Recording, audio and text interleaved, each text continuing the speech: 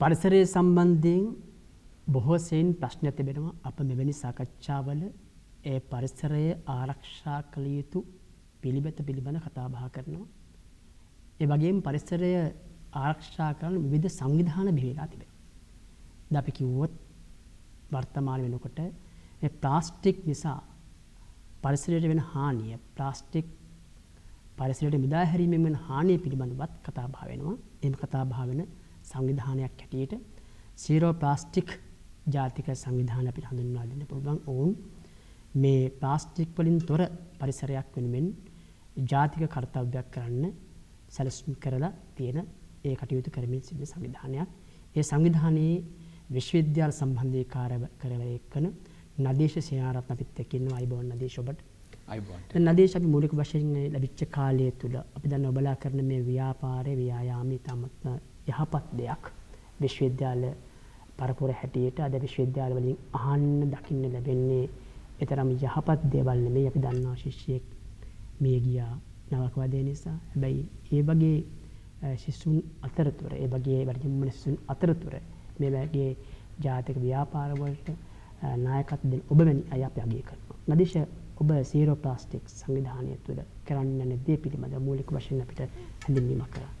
ඔව් මිස්ටර් රන් අපි zero plastic ජාතික සංවිධානය. ඒ කියන්නේ අපි මේ ප්ලාස්ටික් ප්‍රශ්නය වෙනුවෙන් හඬ නගන මේ ප්ලාස්ටික් ප්‍රශ්නය විසඳන්න හඬ නගන ජාතික සංවිධානයක්. එතකොට අපි ශ්‍රී ලංකාව පුරා විශ්වවිද්‍යාල 20කට ආසන්න ප්‍රමාණයක පැතිරුණු ඒ වගේම වොලන්ටියර්ස් අපි කියනවා ස්වේච්ඡා සේවාව කරන නායකයින් 11000කින් සමන්විත වොලන්ටියර් බේස් එකක් ඉන්න සංවිධානයක්. ඉතින් අපි අපේ සංවිධානය ගැන හැඳින්වීමට කරන්නට මත්තෙන් මම හිතනවා පූර්විකාවක් දුන්නොත් හොඳයි කියලා මේ ප්ලාස්ටික් ප්‍රශ්නය ගැන. ඇත්තටම ගොඩක් දෙනෙක් දන්නේ නැහැ මේ ප්ලාස්ටික් ප්‍රශ්නයක්ද කියන එක. මං සංඛ්‍යා කිහිපයක් ඔබත් එක්ක බෙදා ගන්න කැමතියි. මිලියන 430ක් මෙට්‍රික් ටොන් වසරකට පොලිතින් ප්ලාස්ටික්. මේවත් මේ සිංගල් යූස් පොලිතින් ප්ලාස්ටික්. අපි පාවිච්චි කරලා කුණු කඳු වලට ගොඩ ගහනවා ලෝකයක් විදියට. ඒ වගේම 2,50,000කට ආසන්න ප්‍රමාණයක් මෙට්‍රික් ටොන් මේ පුංචි ලංකාව ඇතුලේ අපි ශ්‍රී ලාංකික විදියට කුණු කඳු වලට ගොඩ ගහනවා මේ පොලිතින් ප්ලාස්ටික්.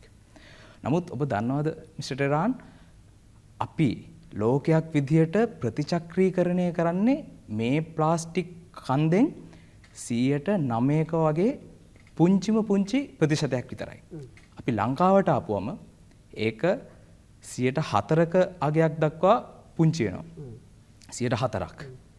ඉතින් ඒ වගේම ප්‍රතිචක්‍රීකරණය කරන්නෙත් නැවත භාවිතා කරන්නෙත් 12%ක වගේ ප්‍රමාණයක්. දැන් අපි ඔබේ සංවිධානය දැන් අපි zero plastic ඒ කියන්නේ අපි ප්ලාස්ටික් ශූන්‍ය කිරීමේ ව්‍යාපාරයක් යන්නේ. දැන් අපි දැන් ප්‍රතිචක්‍රීකරණය කියන කරන මට්ටම ඔබ කියන තත්ත්වෙ නම් ලංකාවේ තිබෙන්නේ. ඔබ සංවිධානයේ මොකද්ද විකල්ප වැඩපිළිවෙල මේ අරමුණ ජයග්‍රහණය කරන්න? අනිවාර්යයෙන්. දැන් බොහෝ දෙනෙක් හිතනවා අපේ සංවිධානයේ zero plastic movement. Plastic zero කරන්න පුළුවන්ද? බොහෝ දෙනෙකුට තියෙන ප්‍රශ්නයක් මිස්ටර් රාන්. එතකොට අපේ සංවිධානයේ මූලික අරමුණ මේ ප්ලාස්ටික් ලෝකයෙන් බිඳුව කිරීම නෙමෙයි. ඒක ඇත්තටම අද තියෙන තත්ත්වෙත් එක්ක කරන්න අමාරු දෙයක්. එහෙනම් මොකද්ද අපේ අරමුණ?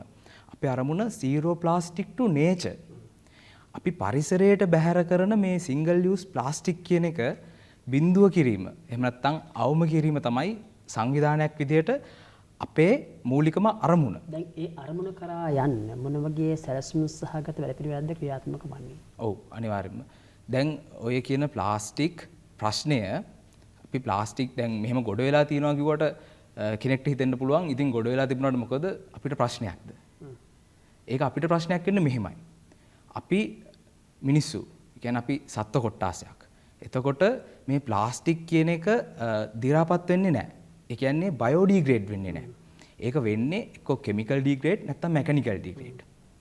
ඒ කියන්නේ මෙකැනිකල් විදිහට අපි කියනවා පුංචි අංශු බවට පත් වෙන එක තමයි වෙන්නේ මේක කාලයත් එක්ක හුළඟත් එක්ක ගැටිලා ජලයත් එක්ක ගැටිලා පුංචි අංශු. මේවට අපි කියනවා මයික්‍රෝ ප්ලාස්ටික්. මේවා ඇහැටවත් නොපෙනෙන තරමේ අංශු. මේ අංශු ගිහිල්ලා අපේ ශරීරයේ තැම්පත් වෙලා හෘද රෝග, පිළිකා, ඒ වගේම සමය ආසාදන දැන් නවතම පරීක්ෂණ වලින් හොයාගෙන තියෙනවා පිරිමි පුද්ගලයන් වඳභාවයට පත්වීමේ හැකියාවක් තියෙනවා කියලා මේ මයික්‍රෝප්ලාස්ටික් ශරීරගත වීමෙන්. ඉතින් අපි සංවිධානයක් විදිහට කරන්නේ මෙන්න මේ ප්‍රශ්න වලට විසඳුම් ඉදිරිපත් කරනවා. දැන් ඒ අපි කිව්වත් දැන් මේ විද්‍යාත්මක සාධක ඒවා අපි ජනතාව අතරට ගෙන යන්න ඕනේ. ඒ සඳහා ඔබේ සංවිධානයත් එක්ක විශේෂඥ කණ්ඩායමක් සම්බන්ධ වෙලා ඉන්නවද? ඔව් අනිවාර්යෙන්ම. අපි සංවිධානයක් විදිහට කරන්නේ මේ ප්‍රශ්නය ගැන මිනිස්සුන්ව දැනුවත් කරන එක සහ ඒ දැනුවත් කිරීමෙන් පමණක් නොනැවති මේ ප්‍රශ්නයට අපිට තාක්ෂණික වශයෙන් එහෙමත් නැත්නම් නීතිමය වශයෙන් මොන වගේ දේවල්ද කරන්න පුළුවන් කියන එක පිළිබඳව පර්යේෂණ පවත්වනවා. ඒ සඳහා අපිත් එක්ක එකතු වෙලා ඉන්නවා විශ්වවිද්‍යාල ආචාර්යවරුන්. ඒ වගේම 11000ක විශ්වවිද්‍යාල ශිෂ්‍ය ශිෂ්‍යාවන්. ඒ වගේම මේ සංවිධානයට උපදෙස් සපයන ක්ෂේත්‍රයේ ව්‍යාපාරික ක්ෂේත්‍රයේ ඉන්න පුද්ගලයන්, ඒ වගේම පන්සල් පල්ලිවලින් ආගමික නායකයින් වගේ බොහෝ දෙනෙක් අපිත් එක්ක මේ වෙද්දි අත්වැල් බැඳගෙන ඉන්නවා.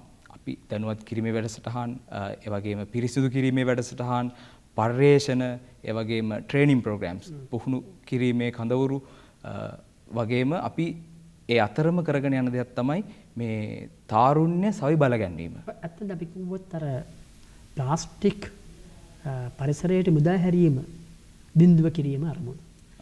අන්න දැන් ඒ අරමුණ කරා යන්න නම් අපි දැනුවත් කරන්නට ඒ ප්‍රජාව දැන් අපි කොහොමද ඇත්තටම මේ පරිසරයට මුදා නොහැර ප්ලාස්ටික් භාවිතා කරන්නේ? ඔව්. අන්න ඒකට තමයි මිස්ටර් රාන් අපි හඳුන්වා දෙන්නේ මේ 3R සංකල්පය. ඒ කියන්නේ reduce, reuse, recycle. එතකොට මේ මෙතඩ් එක හරහා තමයි අපි ජනතාව දැනුවත් කරන්නේ කොහොමද මේ ප්ලාස්ටික් ප්‍රශ්නයෙන් අපි ගැලවෙන්නේ කියන එක පිළිබඳව. එතකොට අපි මුලින්ම හඳුන්වා දෙන්නේ මේ reduce කියන සංකල්පය. අපි ප්ලාස්ටික් ප්‍රශ්නේ විසඳන්න තියෙන හොඳම ක්‍රමවේදය විදියට ඉදිරිපත් කරන්නේත් මේ reduce කියන සංකල්පය. අපි භාවිතය අවම කරනවා. ඉතින් අපි භාවිතය අවම කරගන්න අපි පාවිච්චි කරන උපක්‍රමය අපි ප්ලාස්ටික් වෙනුවට පාවිච්චි කරන්න පුළුවන් කියන්නේ ප්ලාස්ටික් වෙනුවට පාවිච්චි කරන්න පුළුවන් උපදේශක ද්‍රව්‍යයන් විකල්ප ද්‍රව්‍යයන් අපි පාවිච්චි කරනවා. අද අපි කිව්වත් අපි ලංකාවේ තිබෙනවා පළාත් පාලන ආයතන ව්‍යුහයක්, මහනගර සභා, නගර සභා සහ ප්‍රාදේශීය සභා. මේ බෑනුත් මහජන සෞඛ්‍ය පරීක්ෂකවරු හරහා මේ කර්තව්‍ය සිදු කරන බව අපි දන්නවා. මොකද මීට කලිනුත් මේ ස්ථානයේ මෙවැනි සාකච්ඡාවක් පැවැත්වුවා. ඒදී මම හිතන්නේ කරුණුත් අනාවරණ වුණා. දැන් ඔබේ කියන සංකල්පය පළාත් පාලන ආයතන මට්ටමෙනුත් ක්‍රියාත්මක වෙනමුත් හැම තැනම හරියට ක්‍රියාත්මක වන්නේ නැහැ. අපි ස්ථාන කිහිපයක් පිළිබඳව මම හිතන්නේ තාම ප්‍රශස්ත මට්ටමින් මේ ක්‍රියාවලිය සිදු වෙනවා. අපි කතා කරමු ලදීශ් මේ ගැන. ඊට කලින් අපි බේරාමැක්ට බලු විරාමයෙන් පස්සේ අපි සාකච්ඡාව හා සම්බන්ධ වෙමු.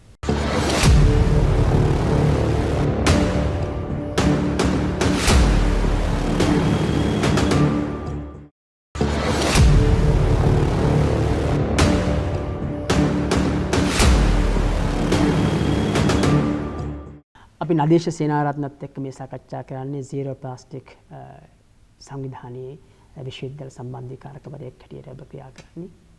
දැන් අපි සිහිපත් කරන් ආවේ කොහොමද මේ ප්ලාස්ටික් සමාජයේ නැත්නම් පරිසරයට මුදා හැරීම වළක්වන්නේ?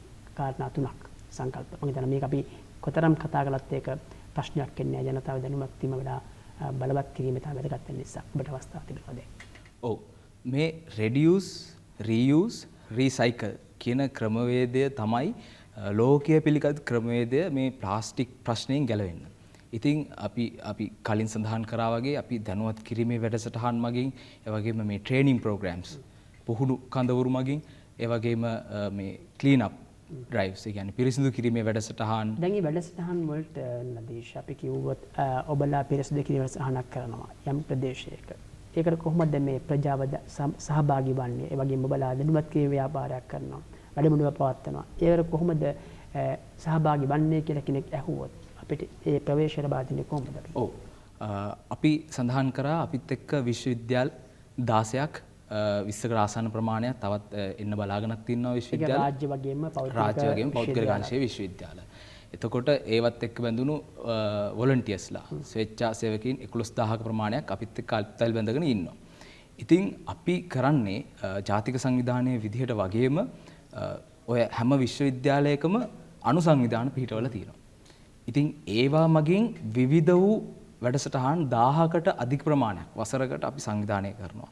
ඉතින් ඒ පිළිබඳව අපි අපේ සෝෂල් මීඩියාස් හරහා විද්‍යුත් මාධ්‍ය හරහා දැනුවත් කිරීම කරනවා මහ ජනතාව කොහොමද මේවට සම්බන්ධ වෙන්නේ. ඒකට ලැබෙන ප්‍රතිචාර කොහොමද? දැන් මේ ජනතාවගේ මේ සහභාගීත්වය කොහොමද?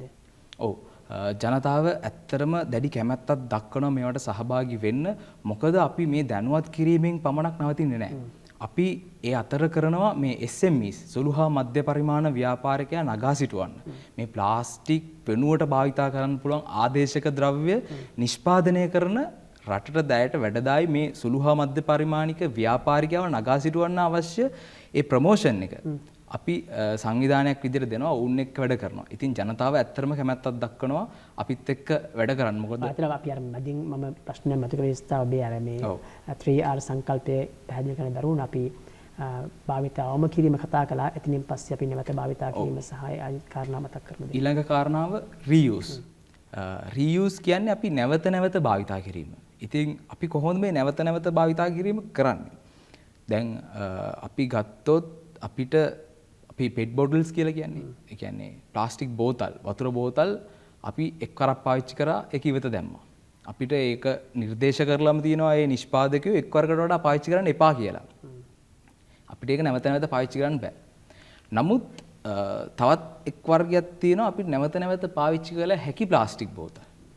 ඇත්තටම ගත්තොත් අපි ඒක අනුමත කරන්නේ නැහැ ලොකුවට. නමුත් අර ප්ලාස්ටික් බෝතලේ පාවිච්චි කරනවට වඩා අර නැවත නැවත විශාල වාර ගණනක් පාවිච්චි කරන බෝතලේ සස්ටේනබල්. ඒක අපි කියනවා රීයුස් කියලා. ඒ වගේම අපි දැන් බෝතල් ගත්තොත් අපි පුංචි දරුවන්ට මේ දරුවන්ව මේකත් එක්ක එකතු කරගන්න ඔවුන්ට හඳුන්වලා දෙනවා මේ ඉවත දාන ප්ලාස්ටික් වලින් මල් පෝච්චි හදන්න. ඒ වගේම කලාත්මක නිර්මාණ කරන්න. එතකොට ඒවා කාලයත් එක්ක පරිසරයට එකතු වෙන්නේ නැහැ. අපි කරන්න ඕනේ මේ පරිසරයට එකතු වෙන එක නවත්තන එකනේ. පරිසරයට එකතු වුණොත් තමයි ඒවා ශරීරගත වෙන්නේ. අපි ඒක නවත්තන්න මේ රීයුස් කියන සංකල්පය හඳුන්වා දෙනවා. එතකොට අපි මුලින්ම ඕල්ටර්නේටිව්ස් පාවිච්චි කරන එක ප්‍රොමෝට් කරා. දැන් අපි රීයුස් කියන සංකල්පය හඳුන්වා දෙනවා. මේක තවදුරටත් අඩු කරගන්න. ඒක තමයි මේ රීයුස් කියන සංකල්පය. අපි එන්නේ මේ ප්‍රතිචක්‍රීකරණය. ඇත්තරම ගත්තොත් මිස්ටර් ටෙරාන් ප්‍රතිචක්‍රීකරණය කියන කාරණාව ප්ලාස්ටික් වලට ආවොත් මිත්‍යාවක්. නමුත් අපිට යම් තාක් දුරකට ප්‍රතිචක්‍රීකරණය කරගන්න පුළුවන්. මොකද දැන් මම කිව්වා ප්ලාස්ටික් ඩීග්‍රේඩ් වෙන්නේ එක්ක කෙමිකලි නැත්නම් මෙකැනිකලි. ඕක ගැන මම පුංචියට කිව්වොත් කෙමිකලි ඩීග්‍රේඩ් වෙනවා කියන්නේ මේ ප්ලාස්ටික් හැදිලා තියෙනවා අංශු වලින්. මේ අංශු එකිනෙක බැඳිලා තියෙන්නේ මේ විදිහට.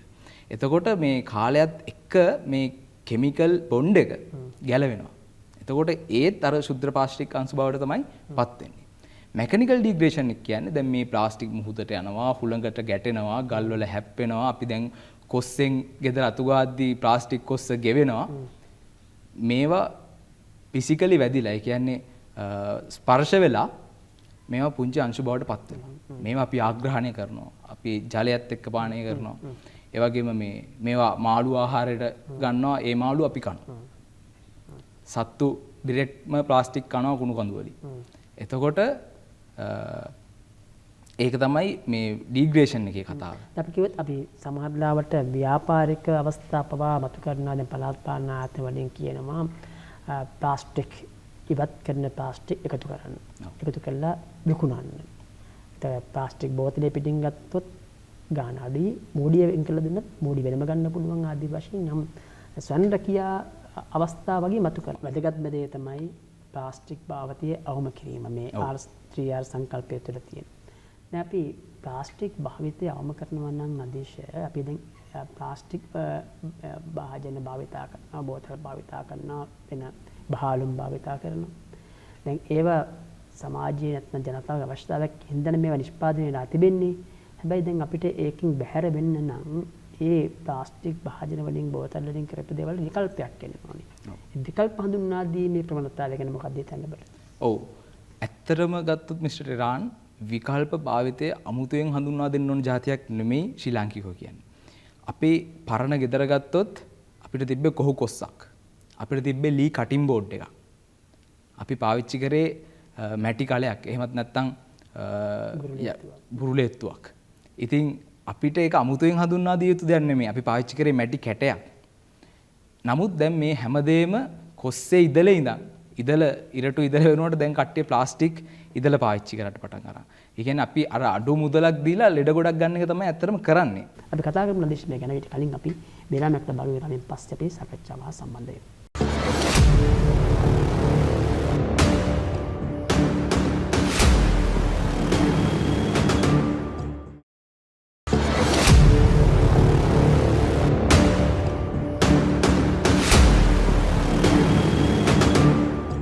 නදේශ සේනාරත්න විශ්වවිද්‍යාල සම්බන්ධීකාරක සීරෝ ප්ලාස්ටික් ජාතික සංවිධානය. දැන් අපි මේ ප්ලාස්ටික් පරිසරයට මුදා හැරීම පිළිබඳව සංකල්ප පැහැදිලි කරන්න ආවා. දැන් අපි දැක්කා ඔබේ සංවිධානය ගැන අපි හොයලා බලනකොට ඔබලා තවත් ව්‍යාපෘතියක් තිබෙනවා. පෙන් බින් ලව් කියලා. මොකක්ද මේකෙන් කියන්නේ? ඔව්. ඕකත් ඇත්තටම ප්ලාස්ටික් ප්‍රශ්නයත් එක්ක සම්බන්ධයි. අපි ගත්තොත් ලංකාව ඇතුලේ විතරක් වාර්ෂිකව ප්ලාස්ටික් පෑන් මිලියන 100ක් අපි පරිසරයට මුදා හරිනවා. මොකද්ද මේ පෑන කියන්නේ? මේ පෑන කියන්නේ අපිට පහසුවෙන්ම පෑන් බටහිර තීන්ත පාවිච්චි කරලා නැවත පාවිච්චි කරන්න පුළුවන් දෙයක්. නමුත් මේ පෑන් නිෂ්පාදකයන්වත් එහෙමත් නැත්නම් මේ රාජ්‍ය සංවිධානවත් කිසිම දෙයක් මේ වෙනුවෙන් හඬක් නගලා නැහැ. මේ පෑන් මිලියන 100ක් කියන්නේ මෙට්‍රික් ටන් 700ක්. අපිට සුළුවෙන් තකන්න බෑ.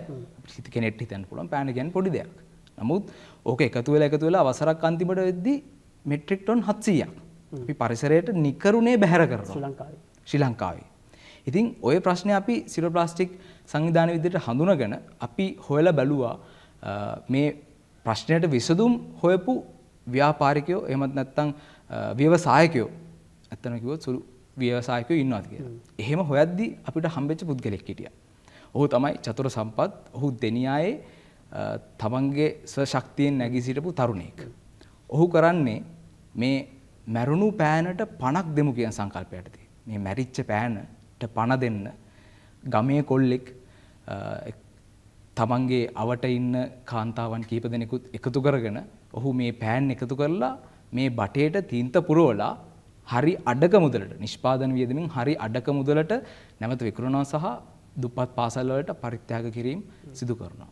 ඉතින් අපි ඔහුත් එක්ක අත්වැල් බැඳගත්තා මේ පෙන්බින් ලව් කියන ව්‍යාපෘතිය හරහා අපි ව්‍යාපාර ක්ෂේත්‍රයේ පාසල්වල විශ්වවිද්‍යාල ක්ෂේත්‍රයේ විශ්වවිද්‍යාලවල මේ බඳුන් පෑන් බඳුනක් ස්ථාපිත කරලා අපි ඒ එකතු වෙන පෑන් එකතු කරලා චතුරට යවනවා. ඒවා පුරවලා නැවත ඔහුට කිසියම් ලාභයක් උපයාගෙන ඔහුගේ ජීවිකාව කරගෙන යන්නට වගේම මේ පරිසරයට මේ ඉවර වෙන පෑන මේ මැරුණු පෑන එකතු වෙලා මිනිස්සු ලෙඩ කරන නවත්තන්න ක්‍රියාමාර්ගයක් විදිහට අපි මේ ව්‍යාපෘතිය කරා. දැන් මේ විශ්වවිද්‍යාල හැම එකෙම වගේ මේ බඳුන තිබෙනවද මේ හිස් මේ නැත්නම් මේ ප්ලාස්ටික් අපි ඉවතලන පෑන් දාන්න? ඔව්. ඒ ගැන සඳහන් කරොත් අපි මේ ව්‍යාපෘතිය කොතනද තියෙන්නේ කියන එක පිළිබඳව. අපි මුලින්ම මේ නියම ව්‍යාපෘතිය කරේ පෙබරවාරි මාසයේ. අපි ලෝක වෙළඳ මධ්‍යස්ථානයේ ඉදිරිපිට කොළඹ විදේශික ව්‍යාපාරිකයන් විශ්වවිද්‍යාල ශිෂ්‍යයන් වගේ 100කට ආසන්න ප්‍රමාණයක් එක්ක මුල්ම පෙන් බින් එක අපි ස්ථාපිත කරා. ඒ ස්ථාපිත කරලා අපි ආරම්භ කරපු එක මේ වෙද්දී අපි ප්ලෑන් කරගෙන යනවා විශ්වවිද්‍යාල පාසල් වගේ ස්ථාන 100ක මේ පෑන් බඳුන් ස්ථාපිත කරන්න අපි ඉස්සරහට එනවා එන්වයරන්මන්ටල් ඩේ එක පාරිසරික දිනය ලෝක. එදා දවස අපි යොදාගෙන තියෙනවා මේ කාර්යයට අපි පෙන් බින් 100ක් පාසල්වල විශ්වවිද්‍යාලවල ස්ථාපනය කරනවා. ඒ වගේ දැන් අපි දැක්ලා තියෙනවා දැන් අර ප්ලාස්ටික් බෝතල් එකතු කරන ඒවාත් තිබුණානේ දැන් ඔය අපි කියන පාසල් වල තියෙනවා මේ ආයතන වල තියෙනවා නගරෙත් තියෙනවා. ඒ බෑනුත් කරන්නේ මේ වගේ මේ ව්‍යාපෘතියක් වෙන්න පුළුවන් නේද? ඔව් ඒගොල්ලොත් අපි ඒවා එකතු කරන්න බින් සපයනවා ඇත්තරම අපි කෝපරේට් එකත් එකතු වෙලා ඒගොල්ලෝ රීසයික්ලින් කම්පැනි වලින් මම අර කිව්ව විදිහට රීසයික්ලින් කම්පැනි වලින් ඇවිල්ලා ඒව එකතු කරගෙන යනවා. දැන් ඔබලා දැන් මේ පාරිසරික දිනය යම් කිසි විශේෂ උපසහනක් ක්‍රියාත්මක කරන්න සැලසුම් කරලා ඇති. එමෙයක් තිබෙනවද මොකද්ද කරන්නේ? ඔව්. අපි අර කිව්ව විදිහට අපි අර පෑන් බඳුන් 100 අපි බෙදා හරිනවා. එදාට ඒ ස්ථානවල දිවයින පුරා මොන වගේ ප්‍රදේශවලද මේක යොමු කරන්න දිවයින පුරා අපි දිවයින පුරාම ක්‍රියාත්මක කරනවා. අපේ විශ්වවිද්‍යාල පද්ධතියක් දිවයින පුරාම පැතිරලා තියෙනවා. එතකොට අපි ඒ පෑන් බඳුන ස්ථාපනය කරලා එතන ඉන්න ප්‍රජාව දැනුවත් කරලා අපි මේකට තව පුංචි සංකල්පයක් හඳුනා දෙනවා. මිනිස්සුන්ව දිරි ගන්නවන්න. අපි මේ පෙන්බින් ලව් කියන නම යොදන්නත් හේතුව ඒකයි. අපි සඳහන් කරා මේ පෑනට අපි පුංචි කාලේ දානවා අර නම ලියලා කොලයක්. අපි ඒ වගේ කොලයක් තමන් ආදරය කරන පුද්ගලයෙකුගේ නමක් ලියලා ඒ පෑන් බඳුනට දානවා. ඊට පස්සේ අපි පෑන් ටික එකතු කරගatti එයින් කිහිපයක් තෝරලා ඔවුන්ට කරන සත්කාරයක් විදිහට ඇප්‍රීෂিয়েෂන් එකක් විදිහට අපි ඔවුන්ට පුංචි ත්‍යාගයක් ලබා දෙන්නත් ඒ ආයතන දිරි ගන්නවා. ඉතින් අපි කරන මේ 100ට අමතරව අපි ආරාධනා කරන්න කැමති මේ ව්‍යාපාරික ක්ෂේත්‍රයේ ඉන්න දැවැන්තයින්ට මේ පාසල් වලට විශ්වවිද්‍යාල වලට එන්න අපිත් එක්ක එකතු වෙන්න කියන එක පිළිබඳව. ඔවුන්ට ඔව් මේ අපි කිව්වොත් මේක ඉතාම වැදගත් දෙයකට අවතීර්ණ වෙලා තිබෙන්නේ. දැන් ව්‍යාපාරික ප්‍රජාව පෞද්ගලික ව්‍යවසායකයන් ඉන්නවා. ව්‍යවසායකයන් පිළිබඳව බොහෝසෙයින් අද කතා බහ කරන්නේ. ඒ වගේ ඔබලා රාජ්‍ය යන්ත්‍රණයේ පැත්තෙන් යම් ආකාරයකට මේක මැදිහත් වීමක් අපේක්ෂා කරන්නේ නැද්ද? එහෙම යෝජනා ඉදිරිපත් කළා තිබෙනවද? මොකද වෙලා තිබෙන්නේ? අනිවාර්යෙන්ම අපි රාජ්‍ය යාන්ත්‍රණයේ පැත්තෙන් මේකට දැඩි මැදිහත් වීමක් බලාපොරොත්තු වෙනවා. අපි දැන් විශ්වවිද්‍යාල මට්ටමින් ප්‍රාදේශීය රාජ්‍ය ආයතන වලට අපි කතා කරනවා. එතකොට පළාත් පාලන ආයතන වලට කතා කරනවා. ඔවුන් එක්ක එකතු වෙලා අපේ කට්ටිය ව්‍යාපෘතීන් දැනටමත් කරගෙන යනවා. අපි මේ මෑතකදී මොරටු විශ්වවිද්‍යාලයත් එක්ක එකතු වෙලා කරා ඒ වගේ ව්‍යාපෘතියක් අපි වීදි නාට්‍ය වගේ දැනුවත් කිරීමේ වැඩසටහන් කරනවා. ඉතින් අපි ආරාධනා කරන්නේ එන්න අපිත් එක්ක එකතු වෙන්න කියන එක. අපිට ඒ සඳහා ඔබට අවශ්‍ය දේවල් දැනගන්නට අවශ්‍ය නම් අපිට පුළුවන් www.zeroplastic.lk වෙබ් අඩවිය හරහත් එහෙම නැත්නම් info@zeroplastic.lk කියන විද්‍යුත් ලිපිනයට ඊමේල් පණිවිඩයක් යොමු කරලත් ඔබට මේකට අවශ්‍ය දැනුම සහ මේ ව්‍යාපෘතිය කොහොමද කරන්නේ කියන එක පිළිබඳව දැනුම ලබා ගන්නට පුළුවන්. අවසන් වශයෙන් දේශීය සේනාධිපති මොකක්ද කියන්න තියෙන්නේ මේ ව්‍යාපෘතිය හා සම්බන්ධ වෙන ප්‍රජාවට? ඔව් මට කියන්න තියෙන්නේ මේ ව්‍යාපෘතියත් එක්ක මුලින්ම ඔබ එකතු වෙන්න. මේක ඔබට කරන්න සරල දෙයක්. මොකද ඔබට කරන්න තියෙන්නේ මොකක් හරි පෙට්ටියක්, කාඩ්බෝඩ් පෙට්ටියක් හරි ගමක් නැහැ. ඒක ලස්සනට පොඩ්ඩක් රැප් කරලා අරගත්තා. පුංචි සිදුරක් හැදුවා. මාසෙ අන්තිමට එකතු වෙන පෑන් ටික අපේ චතුර මහත්මයාට කුරිය කරා. ඔහු ඒක මිලදී අරගන්නවා. ඔහු කුරිය ගාස්තු කරලා මිලදී අරගන්නවා. ඔබට කරන්න තියෙන්නේ හරිම සරල දෙයක්. නමුත් ඒ සරල දෙයින් අපේ පරිසරයට, අපේ මිනිස්සුන්ට, අපේ සත්තුන්ට වන වාසිය සහ ප්‍රතිලාභය අතිමහත්. අපිට පුංචි දෙයකින් පුළුවන් මුළු ලෝකයක් වෙනස් කරන්න. ඒ අවස්ථාව දැන්ට ඔබලා හඳුනාගත්ත කෙනයි. තව කීප දෙනෙක් අතරට මේ අවස්ථාව යන්න පුළුවන් ව්‍යාපාරික වශයෙන් නෝටදී නුනෝති. අපි එතෙන්ට මේ අපි ගමන් කරමු. ඔබේ සීරෝ ප්ලාස්ටික් සංවිධානයේ අරමුණු සාක්ෂාත් කරගන්න ශක්තිය ධෛර්ය ලැබෙන ප්‍රාර්ථනා කරන ඔබ රැස්වුවන් තැන මේ සාකච්ඡාව හා සම්බන්ධව පිළිබඳව. අපි වැඩසටහන සමුගන්න හැම දිනකටම සුවදායක සන්ධ්‍යාවක් ප්‍රාර්ථනා කරනවා.